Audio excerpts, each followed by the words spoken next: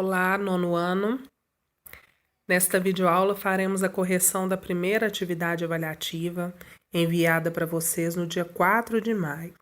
Esta atividade avaliativa tem o valor de 4 pontos. Então vamos começar aí pelo preenchimento do cabeçalho, que deve ser feito de maneira correta e completa, onde vocês escreverão o nome de vocês, completo, a turma, e pedirão ao responsável que assinem aí no campo reservado para isso. Quais são os objetos do conhecimento?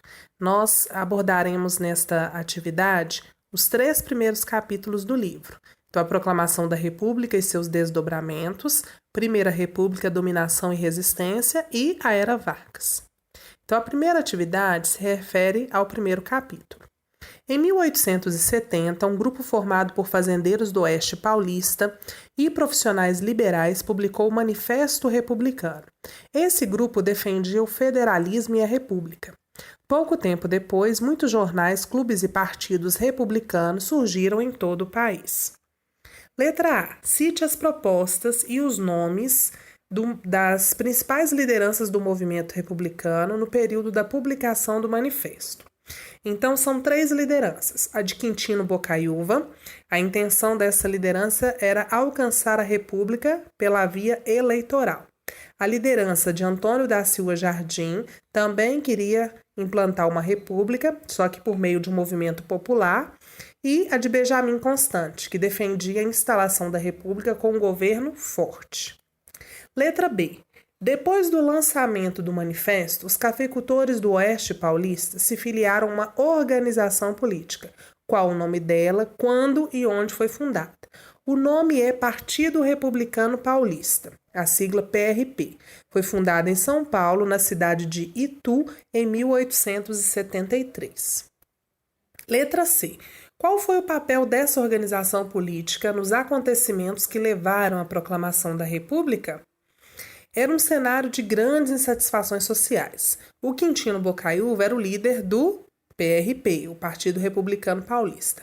Então ele teve um encontro com o Deodoro da Fonseca, o Marechal Deodoro da Fonseca, e nesse encontro eles acordaram que a monarquia tinha que terminar e a proclamação da República tinha que acontecer. Então o PRP foi muito influente no acontecimento da proclamação da República. Questão número 2, ainda sobre o capítulo 1. Rui Barbosa foi o primeiro ministro da Fazenda do governo republicano do Marechal Deodoro da Fonseca.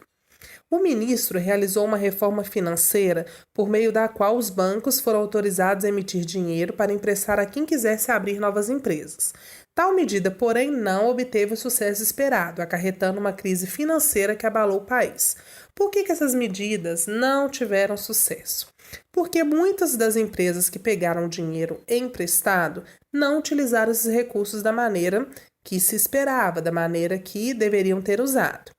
Então, muitas pessoas que pegaram dinheiro emprestado usaram para abrir empresas fantasmas. Então, os donos dessas empresas ganharam dinheiro no mercado especulativo. Quando esse esquema foi descoberto, ocorreu uma corrida aos bancos, onde os acionistas tentavam vender as ações que eles tinham comprado dessas empresas fantasmas, para recuperar o capital que eles tinham investido. Mas isso não foi o que aconteceu. Por que, letra B agora, por que a reforma do ministro Rui Barbosa ganhou o apelido de política do encilhamento? Naquela época, no Jockey, os guichês de apostas ficavam ao lado de onde os cavalos eram encilhados. O que é, né, o encilhamento dos cavalos? Os cavalos, eles são apertados com uma cilha. O que é a cilha? Ela é uma tira de couro que vai preso à sela. Então, lá no Jockey, os guichês de apostas ficavam ao lado de onde os cavalos eram encilhados. E isso fazia um barulho. E esse barulho as pessoas achavam parecido com o barulho da Bolsa de Valores. Que as bolsas de valores são muito movimentadas e muito barulhentas. Então, os adversários do Rui Barbosa apelidaram a crise, né? Esse barulho gerado pela crise financeira do Rui Barbosa de encilhamento, fazendo esse trocadilho com o encilhamento dos cavalos. Número 3. O governo de Deodoro da Fonseca encontrou forte resistência desde o seu início, especialmente no legislativo. Letra A. Aponte ao menos duas razões para as dificuldades do governo do Deodoro da Fonseca em relação ao Congresso Nacional. Primeiro motivo, primeira razão que eu coloquei, o vice do Deodoro da Fonseca, ele era da oposição. E uma outra razão que eu coloquei é que muitos parlamentares responsabilizavam o Deodoro da Fonseca pela crise financeira, já que o Rui Barbosa era um ministro da Fazenda escolhido por ele. Letra B. No momento de maior tensão, o presidente Deodoro da Fonseca mandou fechar o Congresso Nacional. Duas consequências dessa ação. Primeira consequência foi a primeira revolta da Armada, que foi uma ameaça da Marinha de bombardear a cidade do Rio de Janeiro caso o presidente não renunciasse. Então foi a primeira consequência. E a segunda consequência foi a renúncia dele. Deodoro não suportou essa pressão e acabou renunciando de fato. Número 4. Explique como funcionava a política dos governadores. Então tá ligado já ao coronelismo, né? Já um assunto do capítulo 2.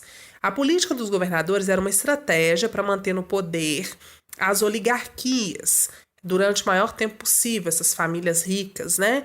Que mandavam e desmandavam nas regiões onde elas tinham seus domínios, suas terras. Então os coronéis de cada estado entravam num acordo para eleger os governadores. Esses governadores retribuíam a esse apoio, fornecendo dinheiro para investir nas regiões desses coronéis, e depois cada estado ajudava deputados e senadores que fossem favoráveis ao presidente da República, que ia retribuir essa ajuda com maiores verbas para o estado que apoiou. Vamos agora para a questão número 5. Ainda do capítulo 2. A Guerra do Contestado foi um movimento social ocorrido em uma área de disputa de terras entre os estados do Paraná e de Santa Catarina. Quais conflitos aconteceram naquela região antes da Guerra do Contestado? Então, antes da Guerra do Contestado, na região do Contestado, já tinha um clima de tensão, um clima bem forte de tensão.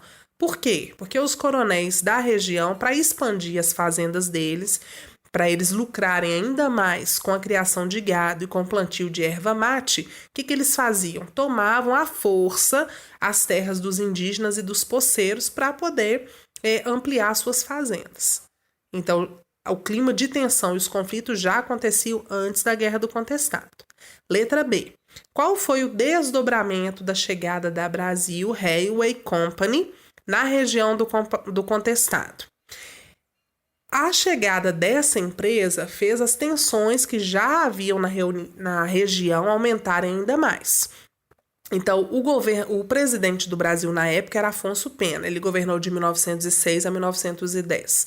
Então, quando ele contratou essa empresa estadunidense para construir uma estrada de ferro que ia ligar São Paulo ao Rio Grande do Sul, a contratação dessa empresa esquentou ainda mais as tensões daquela região. E qual era o pagamento para essa empresa? Essa empresa teria direito a explorar 15 quilômetros de cada lado da ferrovia que eles tinham que construir. Para piorar ainda mais a situação, essa empresa, ela criou uma outra empresa, a Lambert, que tinha... se falava que ela tinha um comprometimento de colonizar aquela região com as famílias que ela iria trazer da Europa. Só que, na verdade, havia um interesse por trás, que não era falado, não era bem de colonizar, era explorar as madeiras valiosas que tinham naquela região do Contestado, principalmente pinho e embuia, madeiras caras, muito valiosas. Então, os dirigentes da Brasil Railway pagaram capangas, aí já através da Lambert, que foi a empresa criada para isso, para expulsar os sertanejos que estavam naquela área e instalar em Três Barras, em Santa Catarina, o maior complexo madeireiro da América do Sul na época. Então a empresa é criada dizendo-se que era para uma coisa, mas na verdade a intenção era outra. Número 6. A frase "Façamos a revolução antes que o povo a faça" foi atribuída ao governador de Minas Gerais, Antônio Carlos, em 1930. Aí já estamos abordando o capítulo 3, a Era Vargas. A partir dessa frase, letra A, o que é possível concluir a respeito das oligarquias e da situação política do país em 1930? Era um movimento favorável para a tomada de poder, por conta do rompimento do acordo entre as oligarquias. Que rompimento era esse? Ela era aquela questão que a gente chamou por muito tempo de política do café com leite.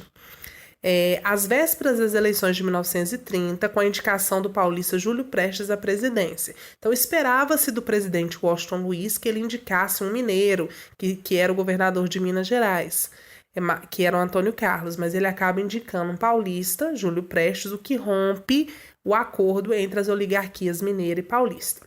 A bancada mineira esperava a indicação de Antônio Carlos. Letra B. A conjuntura econômica agravava ou amenizava a situação do Brasil? Agravava. Então, a conjuntura externa agravava ainda mais a situação. Por quê? Por conta dos efeitos da Grande Depressão, que começou nos Estados Unidos em 1929 e acaba afetando a economia brasileira também. Principalmente no que diz respeito à nossa produção cafeeira. Então, a queda nas vendas e a baixa nos preços afetaram muito os cafeicultores, causando também aumento de desemprego. Falando lá do finalzinho do governo Vargas, sobre a instauração da ditadura em 1937, finalzinho não, metade, né, que ele governou 15 anos, e ele começou em 1930. Então, o golpe de Estado desfechado por Vargas em 1937 e a instalação do Estado Novo responda. Qual foi a justificativa do Vargas para dar esse golpe? Então, as eleições de 1938 estavam se aproximando, Getúlio teria, que sair do poder, e um novo candidato seria eleito.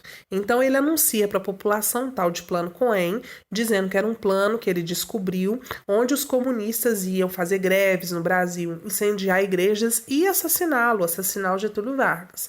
Depois ele descobriu que esse plano era falso, mas foi o pretexto para ele aplicar esse golpe de Estado. Letra B. Quais foram as primeiras medidas de Vargas após o golpe de Estado? Ele, dizendo que era necessário afastar essa ameaça dos comunistas, a primeira coisa que ele faz é fechar o Congresso Nacional, ele anulou a Constituição de 1934 e outorga uma nova Constituição, a de 1937. Outorgar é impor essa instituição, usar o poder dele para colocar uma Constituição em vigor. E por último, a número 8, a gente tem uma imagem que é do movimento conhecido como queremismo. Então, a letra A, que manifestação é essa, em que contexto ocorreu? É uma manifestação do queremismo, um movimento popular que pedia a permanência de Vargas no poder. Ocorreu durante o processo eleitoral, em que se votaria o sucessor de Vargas lá no finalzinho do governo dele, em 1945, quando ele mesmo dizia que ia redemocratizar o Brasil. A palavra queremismo vem do que as pessoas gritavam nesse movimento, que é queremos Getúlio. Para terminar, letra B. Como que a UDN e os altos oficiais das Forças Armadas reagiram à reivindicação popular que se lê nesses cartazes? Então, diante do crescimento desse queremismo, a disposição de Vargas, que queria continuar no poder, a UDN agiu articulando com os militares de alta patente um golpe para derrubar o Vargas, e foi o que de fato fez. Então, houve forçaram Vargas a renunciar. Então, lá em 1945, tropas militares chefiadas pelo general Góes Monteiro forçaram Getúlio Vargas a renunciar à presidência. Então, concluímos assim a correção avaliativa.